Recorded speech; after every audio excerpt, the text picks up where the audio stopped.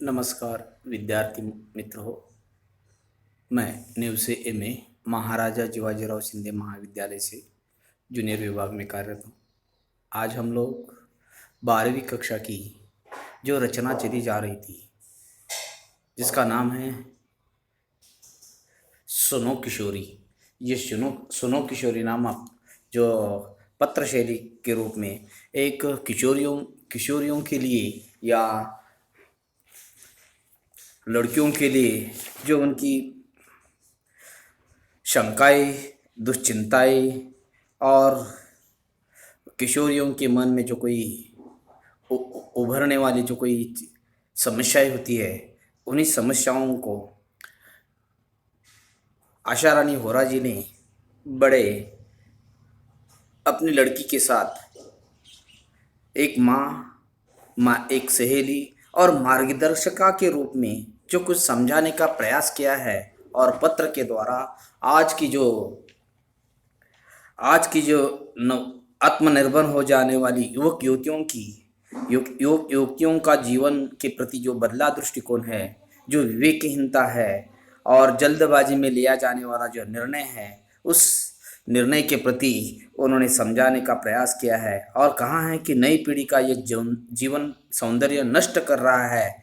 इस बात को उन्होंने सांस्कृतिक धरोहर या भारतीय सांस्कृतिक परंपराओं और संस्कारों के द्वारा समझाने का प्रयास किया है। देखिए, कल हम लोग यहाँ तक आए हुए थे जहाँ लेखिका ने यह कहा था, मेरी राय, यानी कि लेखिका स्वयं आशा रानी होरा जी कहती है कि मेरी राय में रचना को और उसके दोस्त को तब तक धैर्य से प्रतीक्षा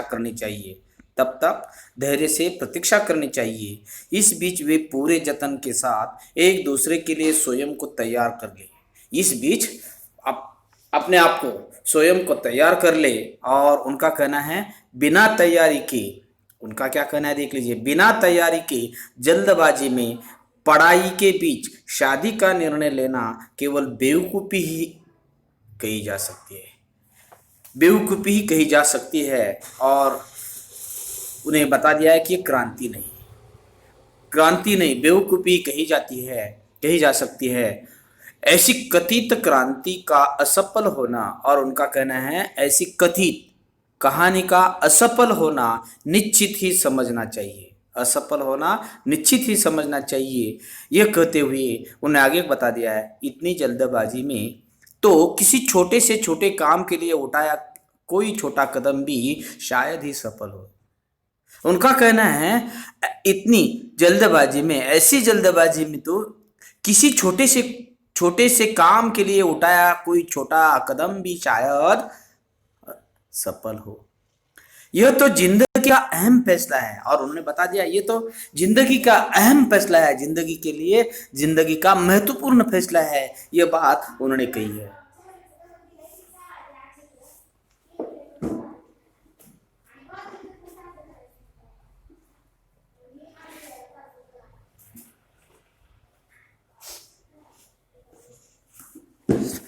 इस प्रकार वह समझाते हुए दिखाई देती है। और आगे क्या कहा है वह कहती है, परिचय आज यहां से शुरू कर देते हैं। किस प्रकार वह कह रही है, मैं समझती हूँ, लेखिका कहती है, मैं समझती हूँ रचना की इस मूर्खतापूर्ण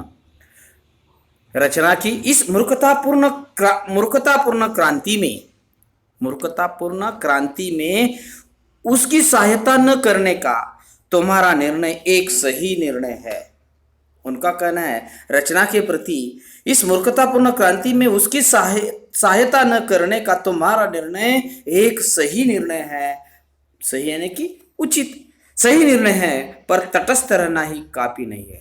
और उन्हें यह भी कहा है निर्णय तो सही है लेकिन तटस्थ रहना काफी नहीं है। यदि रचना सचमुच तुम्हारी प्यारी सहेली है, वह कैसे समझाते देखिए, यदि रचना तुम्हारी प्यारी सहेली है तो उसका हित अहित देखना भी तुम्हारा काम है। अपनी सहेली हो तो उसका हित अहित देखना भी तुम्हारा काम होता है, अपना काम होता है, उसमें हस्तक्षेप करना भी। और उन्हें ये बता दिया है यदि रचना सचमुच तुम्हारी प्यारी सहेली हो तो उसका हित अहित देखना भी तुम्हारा काम है। इस प्रकार अपनी बेटी के लिए वो समझा रही है। रचना अपनी उसकी सहेली के बारे में कह रही है। रचना रचना तुम्हारी, यानी कि उनका कहना है यदि रचना सचमुच तुम्हारी प्यारी सहेली हो तो सहेली है तो उसका हित अहित देखना भी, हित अहित देखना भी तुम्हारा काम है। उसके हित हस्तक्षेप, उसमें हस्तक्षेप करना भी, हित अहित, उपयोगी अनुपयोगी, यानी कि इस प्रकार की बात कही है, उसमें हस्तक्षेप करना भी। और आगे वह कह रही है पर रचना को इसके लिए दोष देने, और वो आगे कहती है पर रचना को इसके लिए दोष देने व उसकी भर्त्सना करने से भी बात नहीं बनेगी। उनका कहना है रचना के प्रति आपने जो आप लोग जो करते रहे ना, इसके प्रति दोष देने लग रहे हैं, उसकी भर्त्सना करने लग रहे हैं, भर्त्सना करने से बात नहीं बनेगी। उनका कहना है बात नहीं बनेगी, बिगाड़ जरूर सकती है।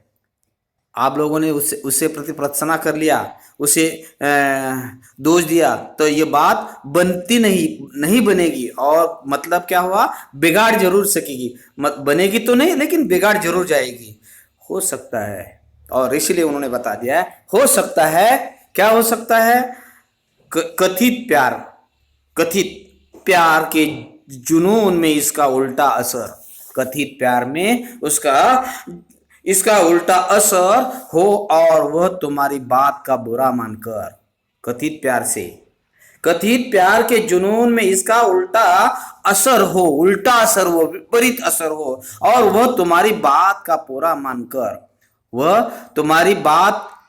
बुरा मानकर तुमसे कन्नी काटने लगी। मुहावरा है कन्नी काटना।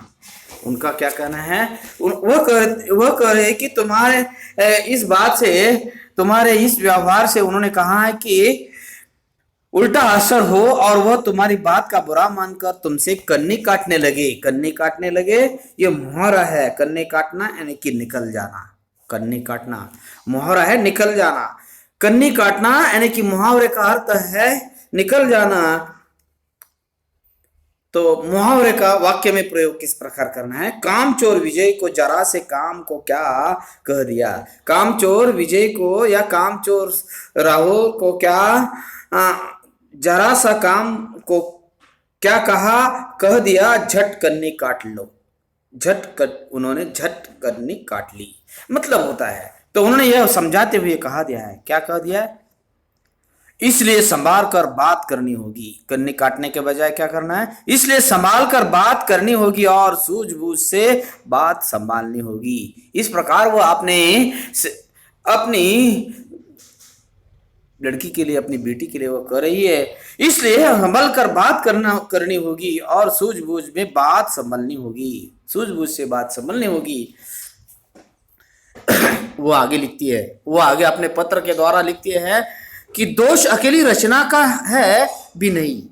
इस प्रॉब्लम में, इस समस्या में उन्होंने बता दिया कि दोष अकेली रचना का है भी नहीं, दोष उसकी नासमझ। वो दोष किसका है, उसके प्रति वो कर रही है, दोष उसकी नासमझ उम्र का है। क्या कहा है देखिए, दोष अकेली रचना का यहां नहीं है। उनका कहना है दोष उसकी नासमझ उम्र का है, या उसके उस परिवेश का है, ना समझ का है या उस परिवेश का है। और वह कहते हुए उन्हें समझाने का प्रयास किया है। और वह कैसे समझा रही है देख लीजिए।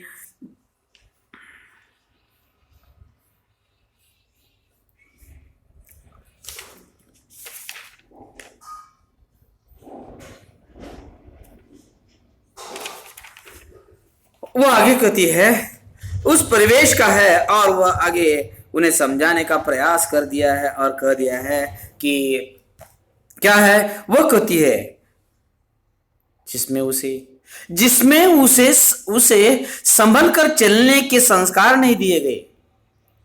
उनका कहना है जिसमें उसे संभल कर चलने के संस्कार नहीं दिए गए हैं, यह उम्र ही ऐसी है। क्या कहा है, संस्कार नहीं दिए गए उन्हें, और उन्होंने बता दिया यह उम्र ही ऐसी है जब कोई भावुक किशोरी, आगे लिखती है, जब कोई भावुक किशोरी किसी युवक की प्यार भरी मीठी मीठी बातों के बहकावे में आकर उसे अपना सब कुछ समझने लगती है। ये ज्यादातर लड़कों लड़कियों के बीच में होने वाली जो ये समस्या है उसी के प्रति उन्होंने ध्यान आकर्षित कर दिया है।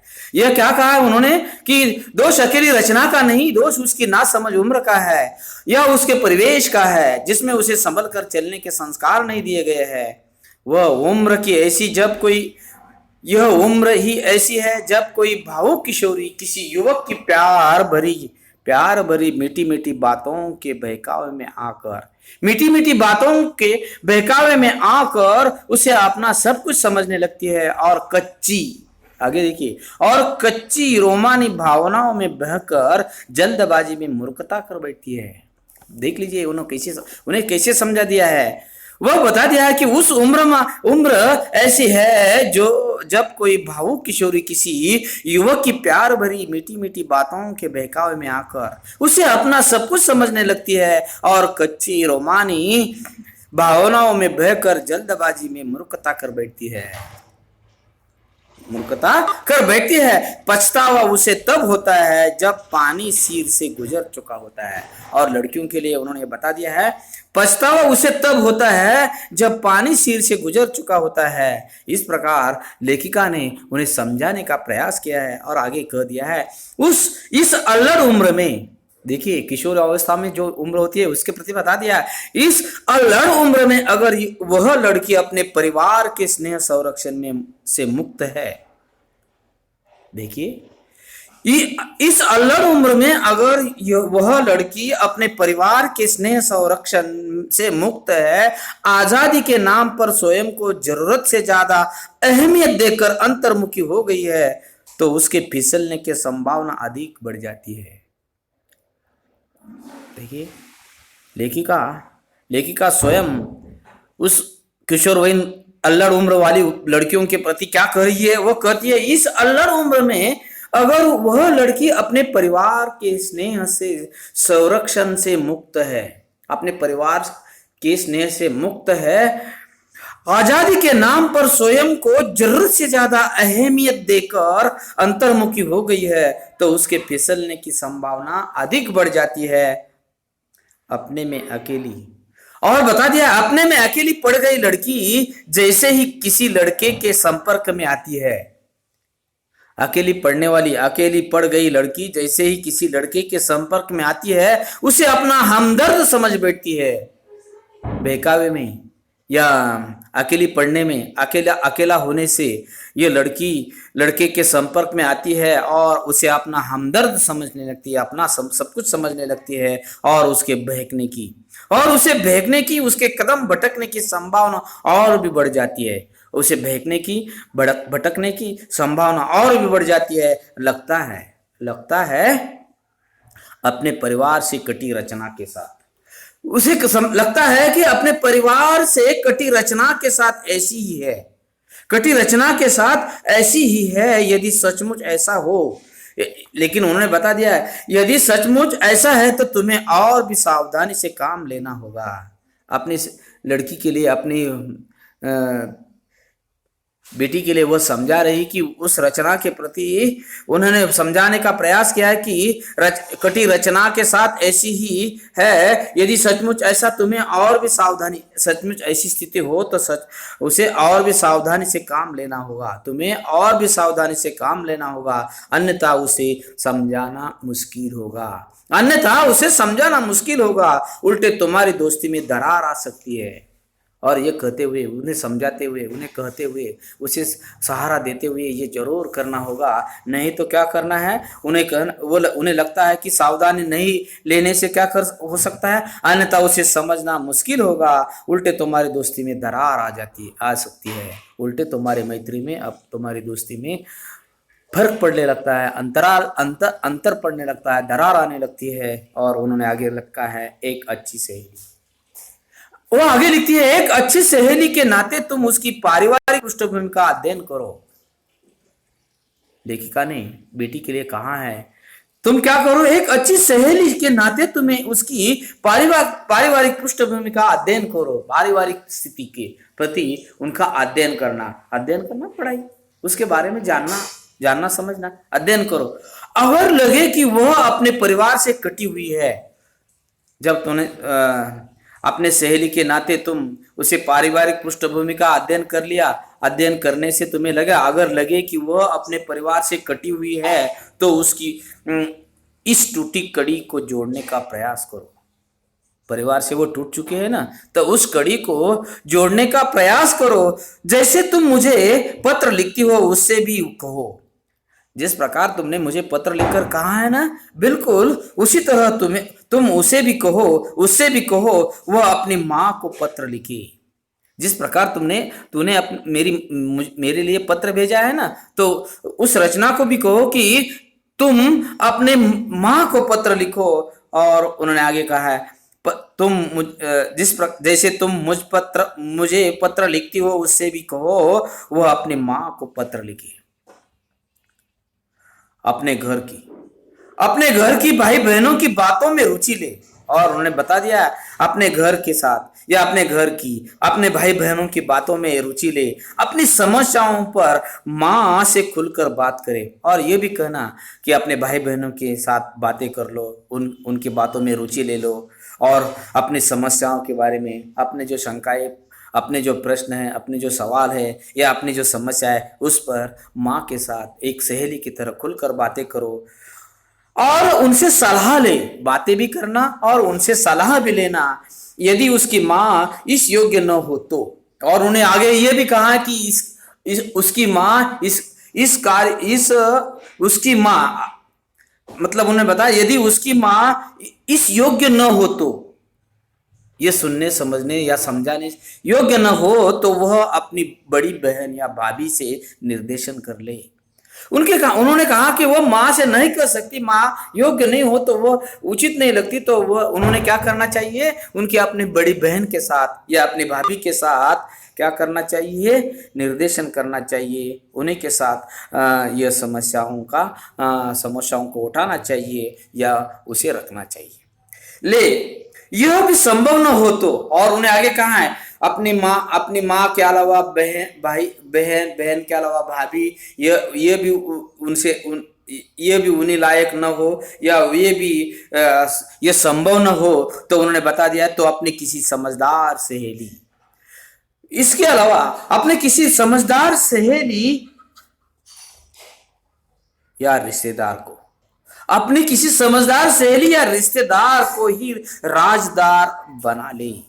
अपनी सहेली को या अपनी रिश्तेदार को राजदार बना ले। राजदार यानी कि जो ये शब्द आया है, राजदार का अर्थ होता है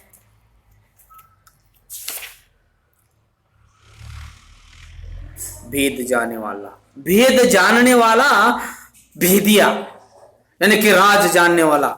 तो उन्होंने बता दिया है कि यह कह दिया है कि यह कह दिया है कि रिश्तेदार, सहेली या रिश्तेदार को ही राजदार बना ले। घर में किसी से भी बातचीत का सिलसिला जोड़कर वह अपनी समस्या अकेले जूझने से निजात पा सकती है। उन्होंने बता दिया है, घर में किसी से भी बातचीत का सिलसिला जोड़कर वो अपनी समस्या से अकेले जूझने से निजात पा सकती है। अकेले से जूझने से वह निजात पा सकती है। और निजात का अर्थ होता है छुटकारा पा सकती है। और उन्होंने आगे लिखा है, नहीं तो तुम तो, ये नहीं हो सकता, नहीं तो तुम तो हो ही। आखिरकार सहेली नहीं हो, भाई उसके बहन नहीं हो, माँ हो, आखिरकार तुम तो हो ना। लेखिका ने अपनी बेटी को कहा कि आखिरकार तुम तो हो ना। और वो उन्हें समझाती है, देख लीजिए, आखिरकार नहीं तो तुम तो हो ही। ऐसे समय वह तुम्हारी बात न सुने। और उन्हें यह भी बता दिया है कि ऐसे समय वह तुम्हारी बात न सुने, तुम्हें झटक दे। वह क्या करती है, ऐसे समय में वो तुम्हारी बात नहीं सुनती और नहीं सुनना चाहती और तुम्हें झटक दे सकती है। तब भी उसकी वर्तमान मनोदशा देखकर, तब भी वह उसकी स्थिति देखकर, तब की वर्तमान स्थिति, सद्य स्थिति देखकर, उन्होंने बता दिया है, तब भी उसकी सद्य स्थिति देखकर, उसकी वर्तमान मनोदशा देखकर तुम्हें उसकी बात को बुरा नहीं मानना चाहिए। तभी जब वो तुम्हें झटका देने की संभावना है या तुम्हें उसकी स्थिति बात उसके प्रति बात न सुनने की स्थिति हो सकती है, लेकिन तुम्हें इस समय बुरा नहीं मानना चाहिए। उसका मूड देखकर उसका मन टटोले, उसका मूड देखकर उसका मन टटोले। और उन्होंने बता दिया है, और ये भी बता दिया है कि मन टटोल कर, और उसका मन टटोलने की बात कहते हुए उन्होंने आगे लिखा है या आगे कहा है, उसका मन टटोले और यानी कि उसके मन के प्रति उसे समझ कर लेना और उसे प्यार से समझाओ। जैसे मराठी में हम क्या करते हैं, उसे समझाना, सलाहना और उसे प्यार से समझाना। और इस तरह मनाते हैं, उसे प्यार से समझाओ और एक शुभ चिंतक सहेली के नाते। और वो आगे लिखती है, एक शुभ चिंतक सहेली के नाते ऐसे समय तुम्हें उसे इसलिए अकेला नहीं छोड़ देना चाहिए। एक शुभ चिंतक सहेली के नाते, लेखिका उन्हें कहती है कि एक शुभ चिंतक सहेली होने के नाते रचना को नाते ऐसे समय तुम्हें उसे इसीलिए अकेला नहीं छोड़ देना चाहिए, नहीं देना चाहिए या छोड़ देना है कि अकेले नहीं छोड़ देना है कि वह तुम्हारी बात नहीं सुनती। ये समझकर, बुरा मत मानकर या वह तुम्हारी सुनती नहीं ये मानकर उसे अकेला छोड़ देना उचित नहीं है। तुम्हारी बात का बुरा मानती है, तुम साथ छोड़ दोगी और उन्हें लगता है कि इस समय तुम साथ छोड़ दोगी तो वह और टूट जाएगी। और लेखिका ने उसे समझा है कि ऐसी स्थिति में तुम्हें बुरा लगेगा, तुम उनकी बुरा मानने लगी तो उन्हें साथ छोड़ दोगी तो वह और भी टूट जा सकती है रचना। ये स्थिति और भी टूट जा सकती है या टूट जाएगी। और उन्हें आगे लिखा है, अकेली पढ़कर वह उधर ही जाने के लिए कदम बढ़ा लेगी।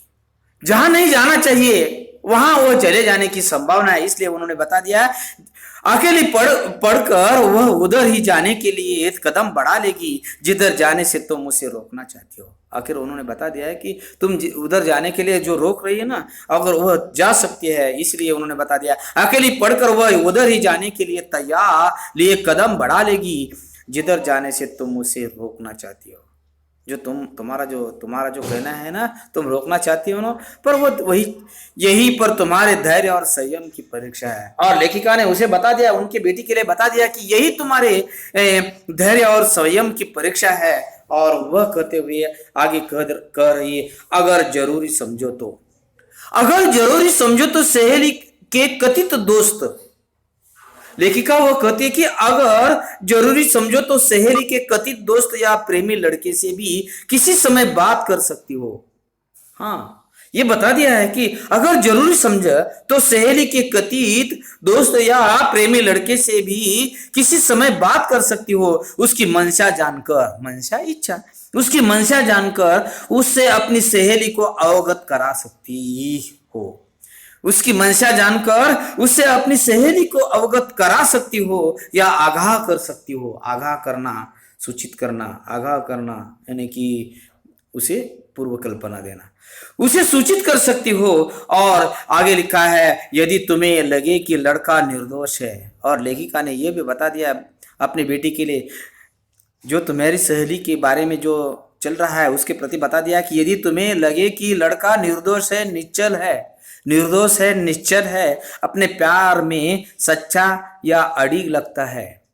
उन्होंने ये भी बता दिया है कि वह लड़का निर्दोष है, निश्चल है, अपने प्यार से सच्चा या अड़िग लगता है, तो दोनों की पढ़ाई के अंत तक, तो उन्हें इस प्रकार समझाना कि दोनों की पढ़ाई के अंत तक प्रतीक्षा करने और तब तक केवल दोस्त बने रहने, अंत तक पढ़ाई के अंत तक दोस्त प्रतीक्षा करने और तब तक केवल दोस्त बने रहने का परामर्श दे सकती हो। सलाह। तो उन्होंने बता दिया, उस लड़के से मिलकर उसे निर्दोष और निश्चल प्यार या सच्चा अड़िग लगने के कारण उन दोनों को यह समझाना कि पढ़ाई के अंत तक प्रतीक्षा करना और तब तक केवल दोस्त बने रहना और बने रहने का परामर्श दे सकती हो। इस प्रकार वह उन्हें समझा रही है और आगे वह लिख रही है, कह रही है, पर यहाँ भी तुम्हें सतर्कता बरतनी होगी।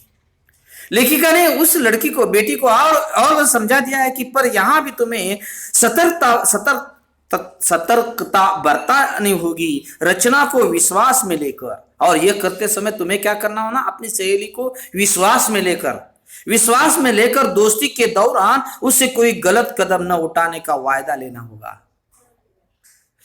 यह करने से पहले, सतर्कता बरतने से पहले रचना को विश्वास में लेकर दोस्ती के दौरान उससे कोई गलत कदम न उठाने की, गलत कदम, चुकीचं पाऊल, गलत कदम न उठाने का वादा लेना होगा, वरना दूसरों की आग बुझाते अपने हाथ जल लेना कोई अनहोनी या असंभव बात नहीं।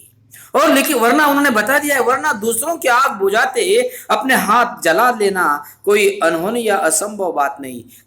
लेकिन उन्हें यह बता दिया है कि वरना दूसरों की आग बुझाते समय अपने हाथ भी उस अनहोनी में, यानी कि उस आग में चपेट में आने की संभावना है। और इसीलिए उन्होंने बता दिया है, दूसरों की आग बुझाते अपने हाथ जला लेने कोई अनहोनी या असंभव बात नहीं, इसलिए मैंने कहा है। ये बात उन्होंने इस प्रकार समझा दी कि ये मैं तुम्हें भी समझा रही हूं, और बता दिया और एक बात, इसलिए मैंने ये कहा, यह तुम्हारी सूझ समझ की भी परीक्षा होगी, और यह करना तुम्हारी सूझ समझ की परीक्षा भी होगी। और एक बात यह मत समझना कि सलाह केवल तुम बेटी हो, और एक बात यह समझना कि सलाह केवल तुम बेटी हो इसलिए दी जा रही है। सलाह इसलिए दे रही कि तुम बेटी हो इसलिए दी जा रही है। यही सलाह कोई भी माँ अपने पुत्र को भी देगी, और यह सलाह कोई माँ अपने पुत्र को भी देगी। यह उन्होंने कहा है, ये बातें बेटा बेटी के लिए समान रूप से लागू होती है। जो मैंने कहा ये बेटे के लिए भी है, और ये दोनों ने अपने अपने माँ बाप को ये समझना जरूरी है, कहना जरूरी है, और उन दोनों की ये यहाँ इंतज़ार करना जरूरी है। और जब तक अपनी पढ़ाई पूरी न हो सकती तब तक शादी का ब्याह या किसी प्रकार का व्यवहार करना ठीक नहीं लगेगा। ये बातें बेटा बेटी के लिए समान रूप से लागू होती है। मैं इसके परिणाम की प्रतीक्षा करूंगी। आखिरकार लेखिका ने यह लिखा है, मैं इसके परिणाम की प्रतीक्षा करूंगी, अगले पत्र में जानकारी दोगी ना। इस प्रकार सवाल करते हुए तुम्हारी माँ सुनो किशोरी, इस प्रकार उन्होंने, मैं इसके परिणाम की प्रतीक्षा करूंगी, इंतजार करना, अगले पत्र में जानकारी दोगी ना। ये सवाल करते हुए उन्होंने पत्र खत्म कर दिया है। यहाँ तक ये जो कोई पत्र शैली है, एक बेटी, एक माँ अपने बेटियों के लिए, अपनी सहेलियों के लिए एक माँ, अपने बेटियों की सहेलियों के लिए एक माँ, एक मार्गदर्शिका और एक सहेली की तरह किस प्रकार समझा देती है। जो भी उनकी किशोरी अवस्था में होने वाली जो उलझनें होती है, जो शंकाएं होती है, दुश्चिंताएं होती है, उसी के प्रति उन्होंने बहुत अच्छे खासे ढंग से लेखिका आशा रानी होरा जी ने सुनो किशोरी नामक पाठ्यक्रम से बहुत अच्छे ढंग से समझाने का प्रयास किया है। यहाँ तक हम यहाँ ठहरते हैं, बाद में देखेंगे।